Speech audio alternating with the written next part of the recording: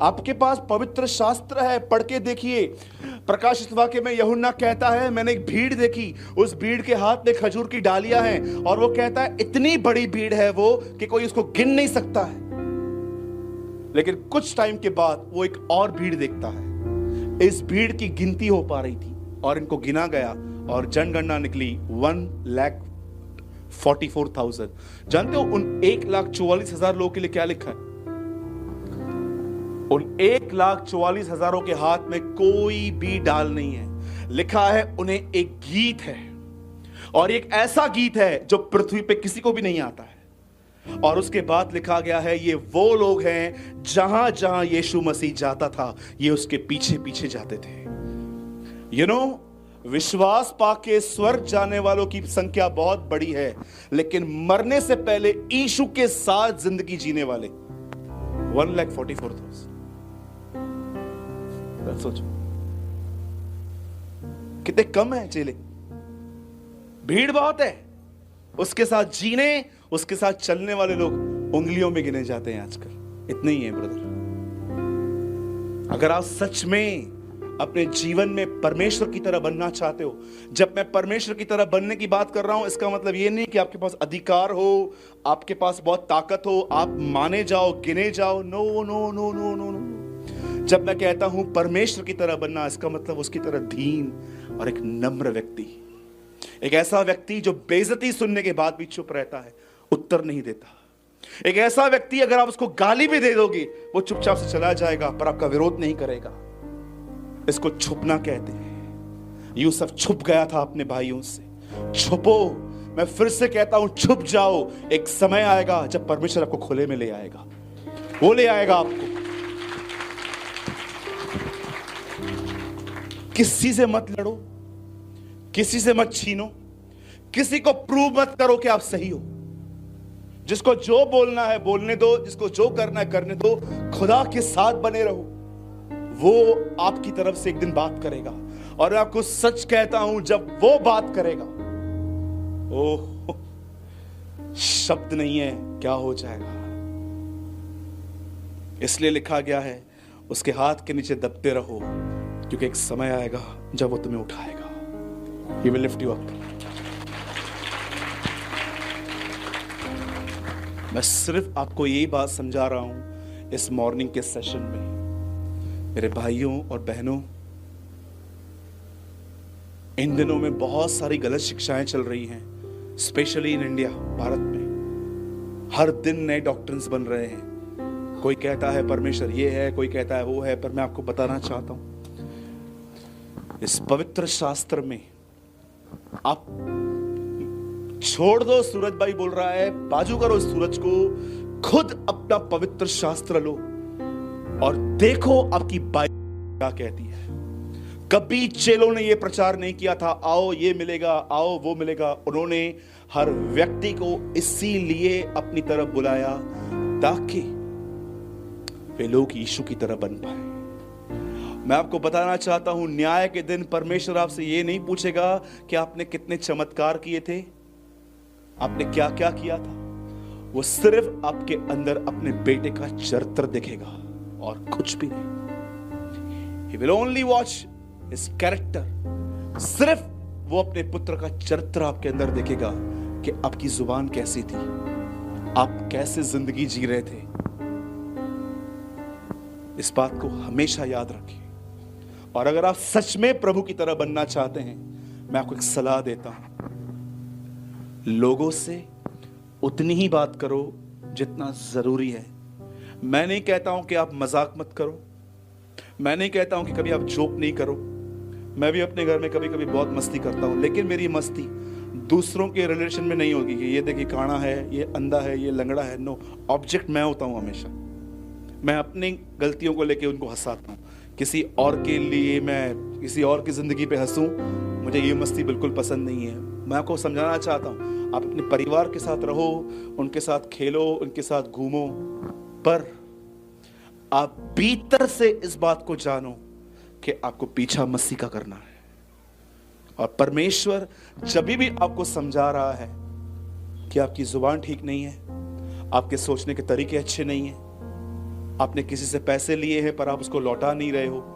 अगर परमेश्वर आपको कुछ कमांड दे रहा है, कुछ आज्ञा दे रहा है, तो वो करो।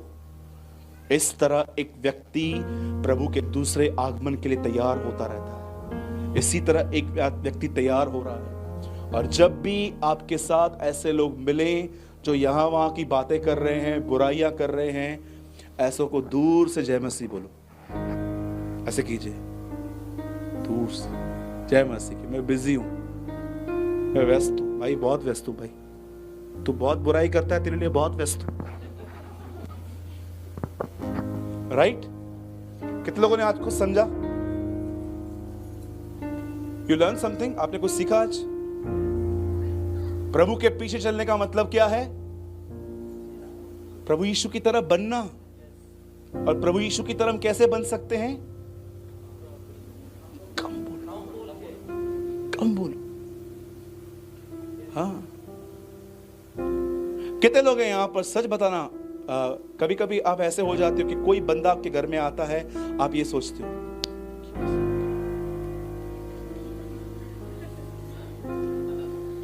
कभी ऐसा हुआ है आपके साथ कि कोई आपके घर में आ गया और आपने अपने सर पे हाथ मारा, ये क्यों आया? क्या प्रॉब्लम है उस बंदे में? आपको भी पता है ये सिर्फ बोलता रहता है, सुनता नहीं है। That is his problem. एक दिन मेरे घर में आया एक व्यक्ति, तो मेरी गलती है ये, मैंने प्रभु से सीखा है ये, अभी मैं नहीं करता हूं। एक अंकल आए, तो मेरी माँ ने कहा अंकल आए हैं। मैंने कहा मैंने नहीं बुलाया, आपने बुलाया, आप देखो। सूरज, बिहेव योरसेल्फ, अभी क्या करना है, चलो बड़ों का आदर करो। ठीक है, मैं गया उनके सामने, बैठ गया। उन्होंने मुझसे पूछा और कैसे हो, अच्छे ही होगे ना? मैंने कहा चालू हो गए। अब मेरे से भी नहीं पूछ रहे हैं कि मैं कैसा हूं, खुद ही बोल दिया अच्छा है ना। मैंने उस अंकल को एक बात कही, मैंने कहा अंकल, मैं आपके साथ कंफर्टेबल नहीं हो पाता हूं, जानते हो क्यों? बोला क्यों बेटा? मैंने कहा आप सिर्फ सुनाते हो, सुनते हो ही नहीं किसी की। बोलता है नहीं, ये बात तो मेरी बीवी भी समझाती है, लेकिन मैं समझाता हूं कि वो गलत है। मैंने कहा ठीक है। मैंने माँ को बोला, मैंने तेरे को पहले ही बोला था मेरे को मत लेके चल, मेरा मूड ऑफ करती है तो। आपको पता है कभी कभी आपके बहुत बोलने की वजह से कुछ लोगों को आप पसंद नहीं आते हो। सुन लो ना, पहले क्या लिखा है याकूब में, सुन तो लो। यू नो, कितने लोग हैं यहां पर जिन्होंने पतरस की गलती पड़ी है? यीशु मसीह के सामने पतरस और एलिया और मूसा आए। राइट? पतरस बैठा था, देख रहा था। पतरस बीच में बोलता है तंबू बनाओ, 3 बनाओ, आराम से बैठ के बात करो ना, चाय पानी सब बेचता हूं मैं। जानते हो ऊपर से आवाज क्या आई? इसकी सुनो। ब्रैकेट में लिखा है वो नहीं जानता था कि क्या बोल रहा था। यू नो, कभी कभी परमेश्वर को क्या बोलता है, कम बोल, सुन ज्यादा। सुन तो रही हूं। कितने लोगों ने वचन पढ़ा है? ऊपर से क्या आवाज आई थी? क्या परमेश्वर ने पतरस को ये कहा, ये एलिया है, ये मूसा है, ये देख पूरी महिमा? नो नो नो नो, सबको साइड करो, पहले सुनो। बहुत लोग सुनते ही नहीं है। आपके सामने बैठे रहेंगे, आप उनको बोलो, समझा क्या? समझा मैंने जो बोला? क्या बोल रहे थे आप? यू नो, अंदर नहीं जाता है, अंदर कुछ नहीं जाता है। सीखने के जगह पे ताला बांध के रख दिया है। सीखना है ही नहीं, सिर्फ बस सुनना है, सुन, कुछ भी नहीं। मैंने इतने लोगों को देखा है, आपको मैं सच बताता हूं, कोई बात नहीं वो सुनते हैं। आइए अपना हाथ उठाइए और कहिए, न सुनना घमंड की एक निशानी है। एक भाई हमारे चर्च में आया, बस मैं 5 मिनट में पूरा कर रहा हूं। एक भाई हमारे चर्च में आया, उसके हाथ में कोई पेपर था। उससे बोला ये पढ़ो, मेरी किस्मत बहुत खराब है, जरा पढ़ो, बताओ मैं नौकरी पे क्यों नहीं जा पा रहा हूं। मैं नौकरी करता हूं फिर छूट जाती है, करता हूं फिर छूट जाती है। मैंने कहा इधर आ। मैंने आराम से सुन लिया उसको और सुनने के बाद मैंने उसको कहा, प्रॉब्लम पेपर में नहीं है, प्रॉब्लम तेरे अंदर है। बोला क्या प्रॉब्लम है? मैंने कहा अगर तेरे को नौकरी मिलेगी, यहां पर कितने लोग नौकरी करते हैं? हाथ उठाइए। आप करते हैं ना? Praise the Lord. 2 3 4 5 बहनों में 6 7 10 15 लोग हैं। कभी ऐसा हुआ कि आप नौकरी पे आए, आपका बॉस ऐसे खड़ा था, आइए, जैसे आप बैठने वाले थे उन्होंने आपकी कुर्सी साफ की, आइए, चाय भेजूं, कॉफी भेजूं? कोई मिला है आज तक? मेरे को तो नहीं मिला है। आप में से किसको मिला है? कैसे बात करते हैं ना, 10 मिनट लेट जाते हैं तो।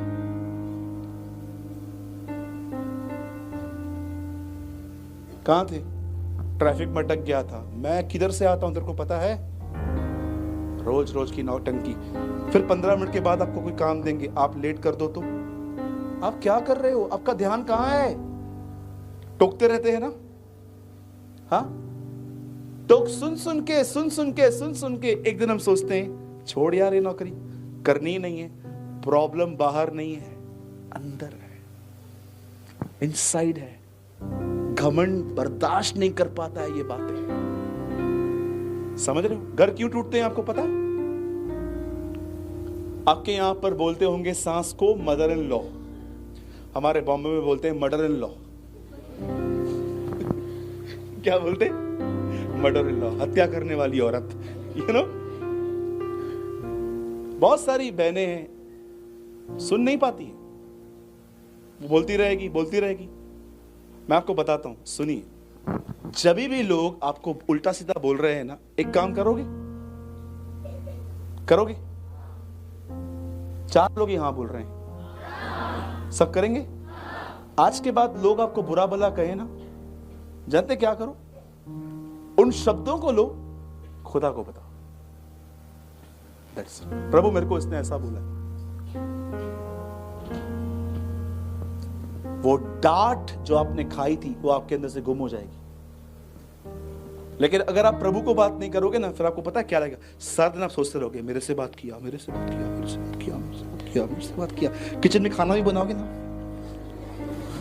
आप देखो मन ही मन बात करोगे। खाना आए मेरा हस्बैंड रात को, आज बात करूंगी, आज या तो 1 या तो 2 घर, मैं जा रही हूं मां के घर, मैं बच्चा आएगा, चुप कर तू, चुप। आए तेरा बाप, तेरे दोनों को बताती हूँ रात को। आज जो लोग परमेश्वर से बात नहीं करते ना, उनकी हालतें ऐसी हैं, वो खुद से बात करते रहते हैं, खुद से। बी वाइज, बुद्धिमान बनी। हन्ना जब भी अपनी सौतन से गाली सुनती थी, वो शीलो में खुदा के पास जाती थी और खुदा से बात करती थी, इसीलिए वो बची रही। अरे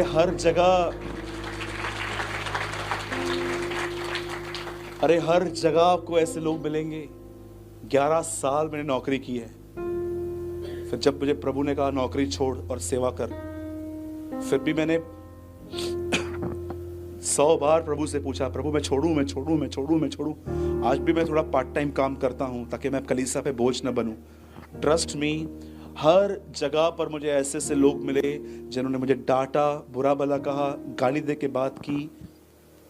मैंने सीख लिया मुझे कैसे जिंदगी जीनी है, और ये सब मैंने यीशु के जीवन से सीखा कि जब लोग उसे बुरा भला कहते थे तो वो क्या करता था। वो एक सिद्ध जीवन है जिसका आपको पीछा करना चाहिए। इसलिए मैं आपसे विनती करता हूं, उसका पीछा कीजिए। उसके पीछे चलने की सबसे अच्छी बात थी, जब भी लोग उसे बुरा भला कहते थे वो उनको उत्तर नहीं देता था, वो परमेश्वर से बात करता था। आप भी ऐसे बनो, ठीक है? बोलो यीशु मसीह की जय। ये बहुत अच्छा सिखाया आपने पास, मैं भी सिखाऊंगा, ठीक है? कितने लोगों ने कुछ समझा? आज के बाद घर में जब आपको कोई कुछ बोलेगा तो आप क्या करेंगे? देखो ब्रदर, मैं 2 बार सुनूंगी, ठीक है? इसका मतलब क्या मैं ही सहन करूं? मैं ही, सामने वाला कुछ भी नहीं करे?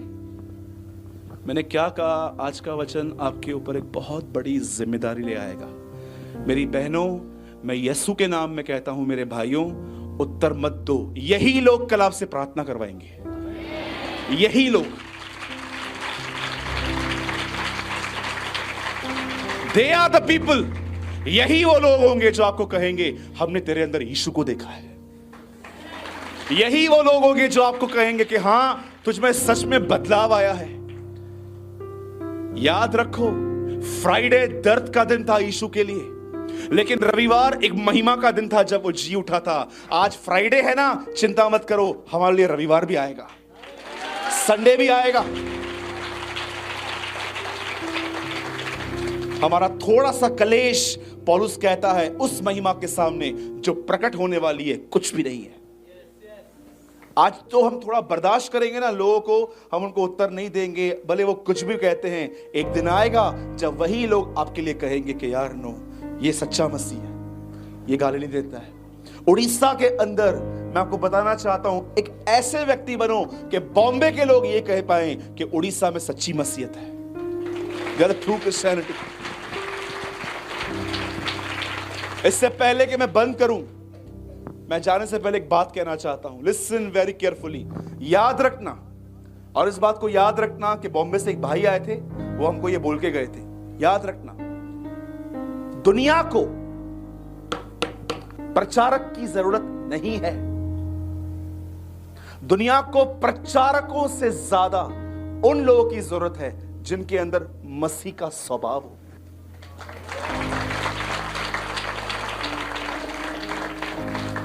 एक प्रचारक बनना बहुत अच्छी बात है, लेकिन प्रचार करने से पहले हमें यह देखना है कि क्या हम खुद उसका पीछा करते हैं। प्रचारक बनने से पहले यह देखना है कि क्या जो मैं प्रचार कर रहा हूं क्या वो मेरे जीवन में है, और अगर नहीं है तो मैं आपको बताना चाहता हूं, एक दिन आपकी सेवकाई दोष लेकर आएगी। इस बात को याद रखना, प्रभु के नाम से अनादर ले आएगी। मैं फिर से कहता हूं, परमेश्वर को प्रचारकों से ज्यादा उन लोगों की जरूरत है जो उदाहरण हो। जैसे पौलुस था जो कहता था, आओ मेरा पीछा करो क्योंकि मैं मसीह का पीछा कर रहा हूं। परमेश्वर को ऐसे लोगों की जरूरत है।